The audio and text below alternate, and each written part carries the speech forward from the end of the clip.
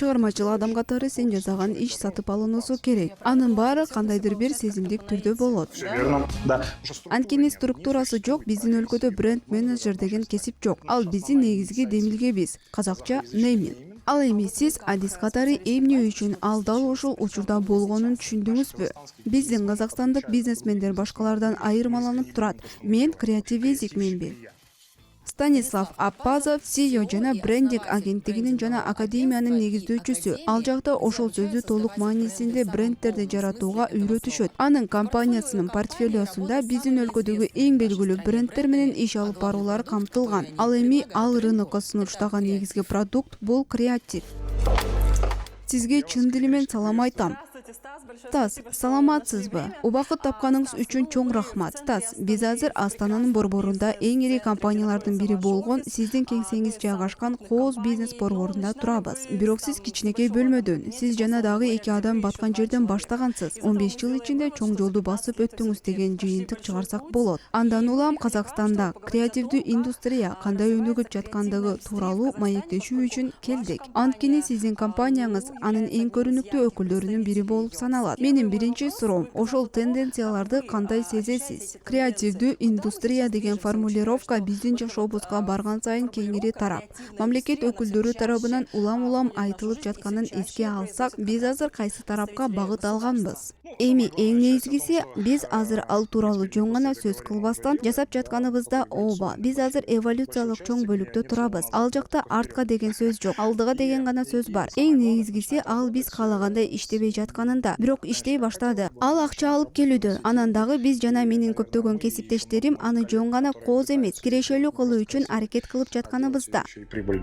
Анда бүгүн ошол тууралуу биздин казакстандык талантыбыз, биздин өзгөчөлүгүбүз, биздин кереметтүү таланттуу адамдарыбызды кантип кирешелүү сатууга болоору, ошондой эле креативдүү индустрия Казакстандын экономикасында чындап эле өз орун ээлей турганы жөнүндө сөз кылалы. Сиз өзүңүздү азыр ал тууралуу сөз кылуу модага айланган креативдүү индустриянын бир бөлүгү деп эсептейсизби? Бир жагынан ооба деп айта алам, бирок биз аны ал тууралуу айтканга караганда бир аз башкача чечмелейбиз. Эмнеге? Анткени жалпысынан алганда чыгармачылык үчүн бизге атайын кызык эмес. Ал эми креатив тууралуу сөз кылганда ал биринчи кезекте бизнес экенин айтабыз. Чыгармачыл адам катары сен жасаган иш сатылып алынышы керектиги тууралуу. Ты должен делать то, что ты делаешь, как творческий человек, должно покупаться. Анда карасаңыз, эгерде ошол сөзгө кайрыла турган болсок, индустрияга анда ал бизнес деген эле нерсе. Башкача айтканда өндүрүш. Сиз болсо андай эмес, ал туура эмес деп айтыңыз. Башкача айтканда азыр сиздин оюңузча Казакстанда түшүнүктөрдүн алмаштырылышы эмнеде камтылган? Анткени биз креативдүү кластер дегенде экономикабызга кандайдыр бир ИДПны кошуу мүмкүнчүлүгү жөнүндө сөз кылуудабыз. Ооба, карасаңыз, биз кол өнөрчүлүк жөнүндө сүйлөшүүбүздө көп айтылат. Кол өнөрчү өзү да өндүрө албайт. Ал жылына бир нерсени 50 даанасын өндүрө алат. Даана же кандайдыр бир бирликтерде. Бирок ал ошол үчүн кол өнөрчү. Ал сатуучу эмес, продюсер эмес. Ал тигилже бул товарды рынокко чыга турган продукту өндүрө алат. Эми болсо бул жерде ал ошонун баарын сатышы керек да. Анын мүмкүнчүлүгү жок да эле. Ал сүйлөшкөндү билбейт, таарынчак, жөн гана жакшы нерселерди жасай алат. Ошо бир кездерде ал бизнес болгондо ортомчулар болот. Билесизби, кайсыл болбосун индустриядагы сыяктуудай эле аны жакшы тартуулап таңгактап сатканды жана башканы билген ортомчулар болот. Мындан тышкары Казакстандын рыногу жөнүндө айтканда, биз баары бир кичинекейбиз. Кандайдыр бир эл аралык чыгуу, жеткиликтүүлүк болушу керек. Аларга окшош бир нерсе жаратуунун мааниси бар, бирок бир аз кичирээк. Анын баарын саткан башка маркетплейстер бар да. Кандайдыр бир дүйнөлүк туурабы? Баштапкылары сатылган таржымалы бар дейли. Мисалы глобалдык 3D модельдери. Анда биз алар үчүн төлөйбүз. Эгер сен кандайдыр бир нерсени өндүрүүчү болсоң, ал жака кандайдыр бир 3D модельдерин киргизсең болот. Чоң фестивалдарда сатылган сүрөтчүлөр бар. Анын баары аккумуляцияланган фонддор бар. Бизге жөн гана ошонун баарын жеткиликтүүлүк. Ошондо сенде бар супер болуп чыгат. Башкача айтканда, ошонун баарын сата билген сатуу боюнча менеджер болушу керек. Биз ошол бөлүктүн баарын өнүктүрүп жаткандайбы, бирок сата тургандар жоктой. Эмнеге андай? Сиз ошол тармакта өнүктүрүү боюнча талкууга катышып жатканыңызды билем. Азыр процесс кандай жүрүп жатат? Кайсы баскычта? Мамлекет бүтүндөй креативдүү индустрияны өнүктүрүүгө абдан жигердүү кошулуп жатканын эске алганда, бул шелел звенолор бири-бирин түшүнүүдөбү? Кайрадан эле бул эволюция болушу керек. Биз дүйнө жүзү башынан өткөргөн бүт тажрыйбадан өтүшүбүз керек. Биз дагы эле бир жерден бир нерсени жүзөгө ашырган, кандайдыр бир ийгиликке жетишкен сырттан адистерди тартып жатабыз да. Биз азыр окуя жөнүндө көбүрөөк бара жатабыз. Окуяга мүнөзүндөгү бул. Биз көбүрөөк уюштурууга, көбүрөөк адамдар жана жасай тургандай кылып таанылгыдай чагылдыруу жагында. Башкача айтканда, милдет. Азыр бир көрүп жаткан иш-чаралар биз ошонун баарын элге жайылтуу үчүн ар кандай ивенттер, фестивалдар болуп жатканын көрүп жатабыз. Анан дагы анын баарын сатып алууга, сатууга боло турган кандайдыр бир жарманкелер өтүп жатат. Бирок ал системалуу эмес да. Башкача айтканда, биз ага эртеби кечпи келебиз. Ооба, эртең эмес, бирок келерибиз анык. Биз убакыттын өтүшү менен ага келебиз. Анан биздин тармактык бөлүктүк сатууда кандайдыр бир системалуу мамилеге ээ болобуз. Кино индустриясы биз аны кантип өнүгө баштаганын көргөнбүз да. Ал Кинопоискте биринчи орундарда турат. Прокатта, кинотеатрларда биринчи орундарда турат. Мен алар канча акча табышарын билбейм. Бирок алар бир кыйла чоң контентти тартууга жана эл аралык рыноктарда чыгууга жетиштүү акча табышат. Байкасаңар сонунда. Бирок тигил жакта индустрия кайсыл бир жерде түптөлгөн. Эми ошол индустрия Казакстанга келди. Анан дагы ал жакта биздин азиздер да баарын түрткүлөп, баарын өнүктүрө башташты. Кинодо эволюция жүрүш керек. Ошондо гана ал киреше таба баштайт. Ошентип ал бир тармакта белгилүү бир жолду басып өтүшү керек. Будет товар продвигать. Аны кантип өнүктүрүү керек дейсиз? Аны менен ким алектениш керек? Же бул жерде мамлекет кандайдыр бир жол менен жардам бере алабы? Же кайрадан бардыгы эркин толкунга салып, кандайдыр бир эволюциялык жол менен кристалдашканга чейин күтүш керекпи? Бул жерде мисалы мамлекет тарабынан түзүлүп жаткан хабдарды бизнести башкарууга бизнестин тескөөсүн бериш керек. Сиз азыр аймактарда түзүлүп жаткан креативдүү хабдар тууралуу айтып жатасызбы? Ооба, ошолор тууралуу. Бир нерсе системалуу түрдө калк үчүн калуусу керек. Айталы 30дан 70ке чейинки концепциясын алуу 30%дан кандайдыр бир социалдык ролду аткарыш керек. Ал эми 70% өзүн өзү камсыздай тургандай жана бизнес үчүн болуусу зарыл. Бирок ал жакта кандайдыр бир туура KIP'ди коюу зарыл. Мамлекет бизнесе жасашы керек болгон акыркы KIP'ди белгилөөсү абзел. Кандайдыр бир белгилүү көрсөткүчтөрдү кайрадан эле системалуу болуп саналгандарды, ал эми 30% калканы өз максатына колдонусун деп аракет кылгыла. Мен аны жасаганда даярмынбы? Мен креативщикминби? Мен ошол индустрияга киремби же жокпу дегендей. Ал эми мамлекет көтөрмө турган эң негизги фактор ал билим берүү мүнөздө болушу керек деп ишенем. Ал индустрияга эмнени түшүндүрөт, эмнеден акча табабыз, кантип дегенди түзүү үчүн көптөгөн контентти болуш керек. Анан аны ишкер же бизнесмен укканда, ал аны жөн эле бизнесте колдоно баштайт. Бүттү. Карасаңыз, бирок ишкер же бизнесмен чыгармачыл адам эмес да, туурабы? Бирок ал кадимки эле жумушчулар менен сатып алуучунун фортосунда байланыштыруучулар. Ошол байланышты калыптандырган адам ал жоопкерчилик тартат, ал каражат салат. Он вкладывается. Демек мен туура түшүнгөн болсом, сиздин оюңузча азыр Казакстанда субъекттерди топтоо жүрүп жаткан экен да. Дал ошондой. Мына ошол креативщиктерди, бирок аларды сата тургандар азырынча жок. Башкача айтканда, биздин өлкөдө бренд менеджер деген кесип жок. Андай оксип жок, андай институттар жок. Дал ошондуктан биз бренд менеджерлерди, бренд стратегтерди, бренд дизайнерлерди түзүп жатабыз. Бирок азыр биздин бренд менеджерлер көбүрөөк. Биз ал позицияны түзүп жатабыз жана биз көндөмдөрдүн негизинде алып баруудабыз. Маркетинг боюнча адистерди чыгарган институттар абдан көп экенин түшүнөбүз. Ал адамдардын тажрыйбалары бар. Анан дагы биз аларга компетенцияларды кошуп, ошонун негизинде жаңы кесиптер жаралууда. Дал ошондуктан менин тармагымдагы эң маанилүү нерсе бул билим. Башкача айтканда, бизде адистер жок. Өтө сонун жөндөмү бар, балдар бар. Бирок биз аларды толуктаганда супер командага ээ болобуз.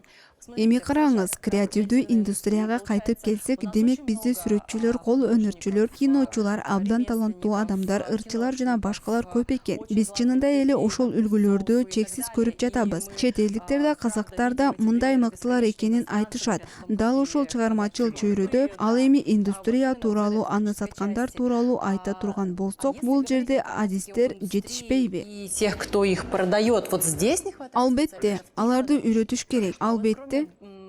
Ал эми бренд менеджерлерди тышкары алар кимдер болушу мүмкүн? Мындай болбогон кесиптер эми алар продюсерлер. Алар негизделген анын баарын илгеритен башталган компаниялар, лейблер, алар олуттуу тажрыйбага ээ. Азыр ошол адамдар Казакстанда барбы? Көрдүңүзбү? Алар эволюциялыктар. Алгач алар кол өнөрчүлөр болгон. Кимдир бирөө кол өнөрчү бойдон калаарын түшүндү. Кимдир бирөө андан ары баргысы келгенин түшүндү. Ошентип алар айрым бир комьюнити бириктире баштайт. Менин түшүнүгүм боюнча анын баары кандайдыр бир сездик түрдө болуудабы? Баары туура, анткени структура жок.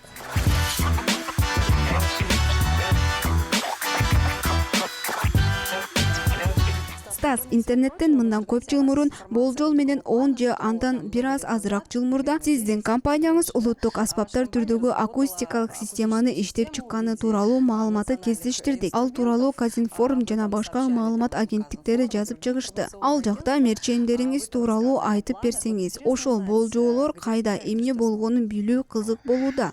Чындыгында абдан сонун долбоор. Карасаңыз, биз ал тууралуу бир нече жыл мурун эле билдик. Аны бизге балдар жиберишкен. Алар билебиз дешти. 2016-жылы сиз жөнүндө Forbes жазып чык. Биз ошондойбу дедик. Чынын айтсам, биз ал тууралуу билген да эмеспиз. Ошол сындуу медиалар биз жөнүндө ошентип жазып жатканын белгилүү эмеспи? Биз чындап эле бизде кандайдыр бир бизнес план бар эле. Улуттук стилде акустикалык системаны кантип өнүктүрөбүз? Ал белек болот. Аны ошол белекти чет өлкөгө алып кетүү керек деген план башыбызда бар болчу. Анын баары Bluetooth заманбап технологиялардын бардык түрлөрүнө негизделген. Ал жакта тосуп алуу бөлүгү, кандайдыр бир музыка ойномок, домбуранын коштоосунда бир музыка ойноп турмак жана ушул сыяктуу. Биз аны тармакка чыгардык. Анан ал жака биз жалпысынан бизнес жөнүндө сүйлөшүбүз, кандайча даяр экендигибиз тууралуу кичинекей шилтеме бергенбиз.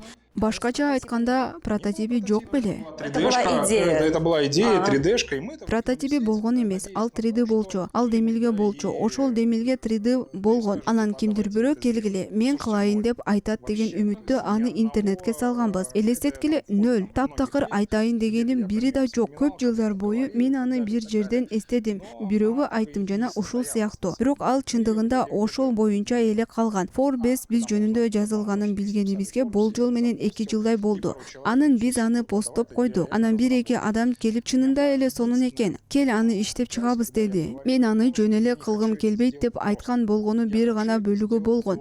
Мен аны кымбат кылгым келет. Мен чындап сонун акустика болушун каалайм. Ал биздин сыймыгыбызда турабы? Ал столдордо турат жана ушул сыяктуу. Аны дагы прототипи керек. Башында чоң инвестициялар талап кылынат. Көмүскө кол өнөрчүлүк шартында кандайдыр бир түшүнүксүз үн болбошу керек дегендей. Ал эми системалуу болуп рынокко чыгуу үчүн өнөр жай масштабтуу болушу керек. Башкача айтканда, ал арзан болуп жана ар бир адамдын аны алууга мүмкүнчүлүгү болушу керек. Башкача айтканда, алгач кымбат жасап чыгып, анын баарын массага чыгаргандай. Эми тактап айтканда, Made in Kazakhstan сувенири. Албетте анан адамдар жок. Сиздин оюңузча эмнеге? Потому что, наверное, мой перфекционизм... Анткени балким мен перфекционизмин жана ал көпчүлүк адамдарды. Мен тез жеңиштер жөнүндө айткан жокмун. Мен ар дайым ыраттуулук жана калтырып кетүүгө боло турган мурас жөнүндө айтып келем. Мен аны жөн эле кылгым келбейт. Эгер кимдир бирөө бир демилгени алып, аны ишке ашырса, мен алакан чаап, аны кимдир бирөө ишке ашырды деп айтам. Бир эле чоң өтүнүч, аны жакшы жасагыла. Эгер сиз аны мени менен кылсаңыз, анда ал акустикалык инженерлер болушу керек. Ал туура патент болушу керек. Ал туура сатуу болушу керек. Ал үчүн уялбагандай болуш керек. Анткени ал стол үстүндө турат. Ал туура ойнош керек. Анан ал пайдалуу болушу мүмкүнбү? Ал пайдалуу болобу? Ооба, албетте. Карасаңар, бизде бар да. Биздикилер жөнүндө айтсак, Казакстандан эмне алып кеткенге боло тургандар, мисалы, белек катары тамак аш тууралуу көптөгөн таржымал бар эмеспи? Шоколад, козу жана башкалар. Конечно. Козы, там, Да. ну и так далее, и так далее. Жент, это ниша свободная вообще.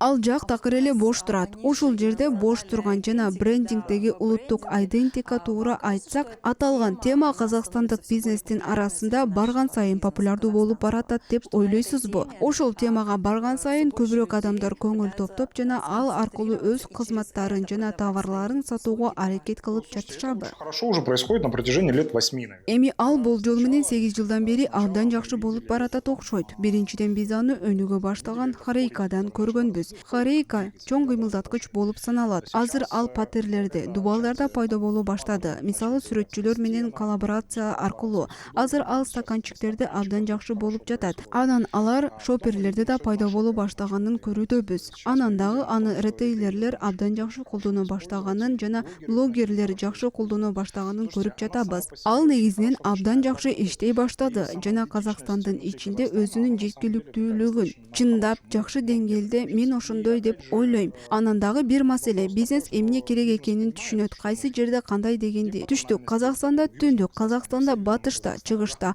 ал өзүнүн тоналдуулугун жана регионалдуулугун колдонот. Ал жакта кандайдыр бир белгилүү SNL, кандайдыр бир керектүү жерлерде колдонот. Биздин опера колдонулат. Ал жерде мисалы ошол аймакта же кайсы бир шаардын сен сыймыктанган кайсы бир имаратта же атрибутта колдонулат. Мына сиз адис катары ал эмне үчүн мындай болгонун, анан дал ушул учурда болгонун түшүндүңүзбү?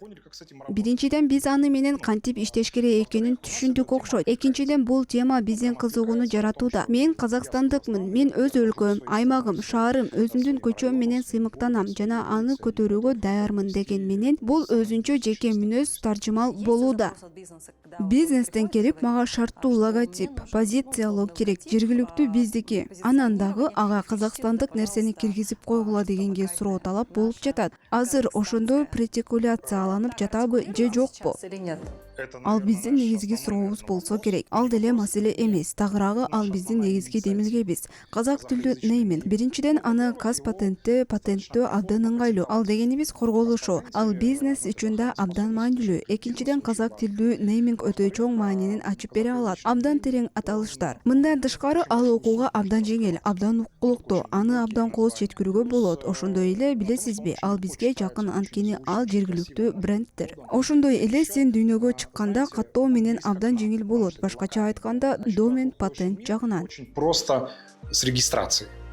Ну, то есть домен, патент. Эми ага окшош эч нерсе жок болгондуктанбы, туурабы? Ооба, ал биздин эндогендүүлүгүбүз жана ошондуктан ал абдан сонун. Эми биз калпайтпайм, балким мындай долбоорлордун 90% үзгүлтүксүз аткарып келебиз. Маселе алар тараптан чынбы же сиз сунушталып жатасызбы? Эгерде 90% болсо кызыктуу да. Обоюдное, наверное. Билесизби, ал балким олутту өз ара бөлүгү болушу мүмкүн. Башкача айтканда ал демейки боюнча болушу керек сыяктуу. Азыр бизге илгеркидей 10 жыл мурункудай келишип бизге англисче нейминг керек деген сейрек кездешет. Ошондой, башкача айтканда мен андай нерсе менен кездешкеним эсимде жок болсо керек. Көбүнчө гибрид аталыштар, казакча англисче, казакча орусча дегендей. Кээ бирлери жок сөздөрдү же өтө терең маанидеги сөздөрдү камтышат. Биз мына ошол принципте көбүрөөк иштеп жатабыз.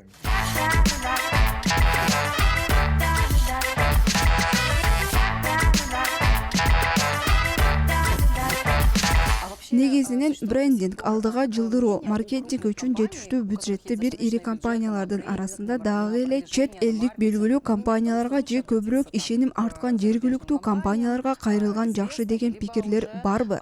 С большим доверием к местным. Брендингде бир нерсеси бар, ал регионалдык деп аталат. Элестеткиле, Казакстанды 4кө бөлөлү, түндүк батыш, түндүк чыгыш. Негизинен биз чечимди такыр башкача кабыл алабыз. Ал жакта да сен да тигил же бул, ал же бул мессендж тигил же бул аймакта кандай иштерин түшүнүшүң керек. Ал эми компаниялар буга чейин эле эл аралык компаниялар менен жетиштүү ойношкон. Анткени абдан мыкты эксперттер келишет. Ар кандай эксперттер келет. Алар болсо эки түргө бөлүнөт. Эксперттердин биринчи түрү алар жолду тездетүү үчүн бизди жергиликтүүлөрдү жалдап иштеткендер. Анан ушундай текеберлер да болот. Алар келип рынокты дүрбөлөңгө салат. Адатта алардыки IP өтө төмөн, анткени алар көп нерсени эске алышпайт. Дал ошондон улам ири жана ийгиликтүү бизнес дегенде алар 90 жана 95% жергиликтүү компаниялар менен иштешет. Жетиштүү ойноду деген эмнени билдирет? Башкача айтканда, адегенде ошондой болгон экен да. Ал жол, ал эволюциялык жол. Анда сен чыккан бизнесиң, андан кийин орто бизнес болуусуң. Башка акылдарды алуу керектей сезилет. Башка иштегендерди көбүрөөк тартуу керек дегендей сезим жаралганда. Анан сен эволюциялык жол менен өтүшүңүз керек. Жөн гана эволюциялык жол менен өтүшүңүз керек. Билесизби, билимиң жетишпей калганда сен чет өлкөгө барып билим аласың. Же болбосо айталы, башка адистерди жалдайсың. Жана ушул сыяктуу. Дорого стоит.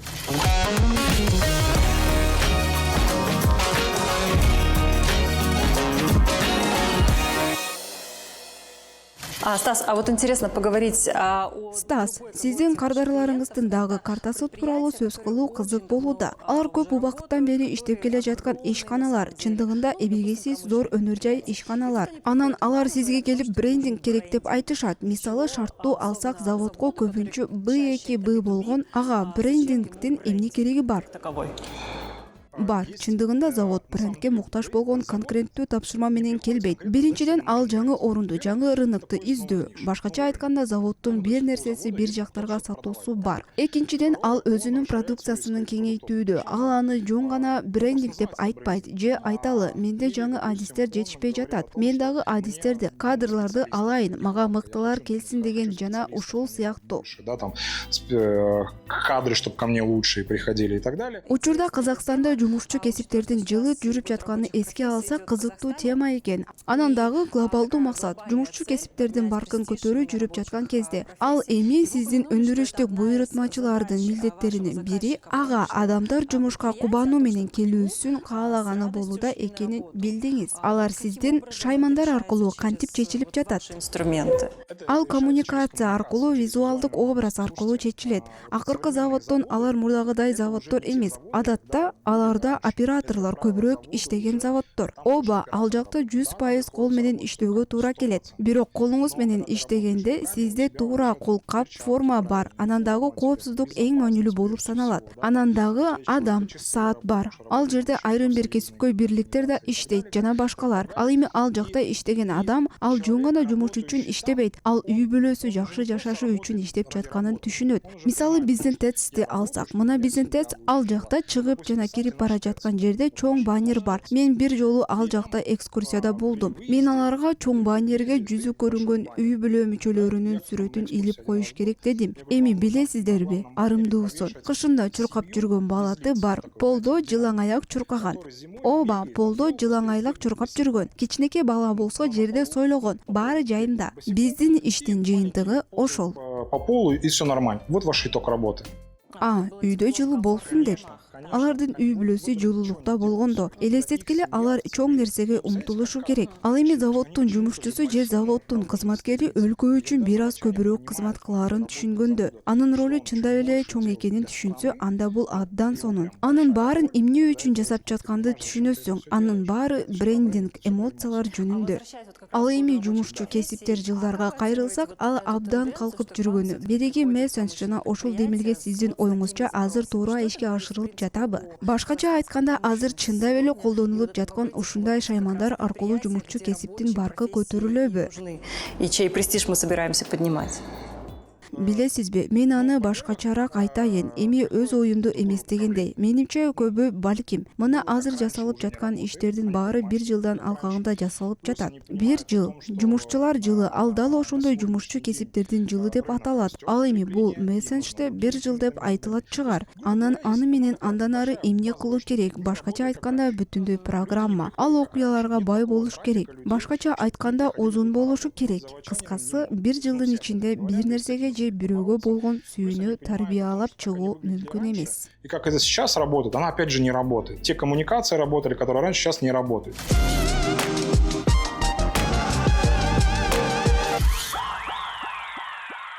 Вы говорили о том, что в вашем портфеле уже... Сиз портфелиңизде жүздөгөн кейстер бар деп айттыңыз. 700 балким андан да көп.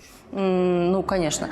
И... Албетте, ал эми сиздин оюңузча брендинг болгон кызыгуу ошол маанилерди издөө казакстандык бизнес жөнүндө эмне дейт? Смыслов. Карасаңыз, биз сиз айткандай, биз феноменибиз туурабы? Дүйнө жүзү боюнча казакстандык феномен, биз чындап эле феноменбизби? Эмнеге? Анткени биздин ичибизде көптөгөн субмаданияттар бар. Биз дагы биздин казакстандык бизнесмендер дагы дүйнөдөгү башка бизнесмендерден айырмаланып турабыз. Биз кылган ишибизди чын жүрөктөн сүйөбүз. Биз ким менен жугулгабыз, анан дагы биз өзүбүздүн бизнесибизге ушунчалык фанат катары ишенебиз. Биз ага баарын беребиз. Дал ошондуктан жан дүйнөсү менен бизнес ал дүйнө жүзү боюнча абдан сонун иштейт. Мүмкүн биз издеп жатканыбыздан уламдыр, биздин миссия биз күчтүү казакстандык брендти түзүп жатабыз. Анан билесизби, ал белгилүү бир поинт, биринчилик поинт. Бизге кардар келгенде биз аны көрүп, өзүбүзгө аны күчтүү кыла алабызбы, суроо беребиз. Биз чоң команданын бир бөлүгүбүз да. Эгерде бизде аны 60%дан кем эмесин аткара аларыбыз деген сезим пайда болсо, анда биз ал жактан бизнеске барабыз. Мы это можем, мы туда идем в бизнес.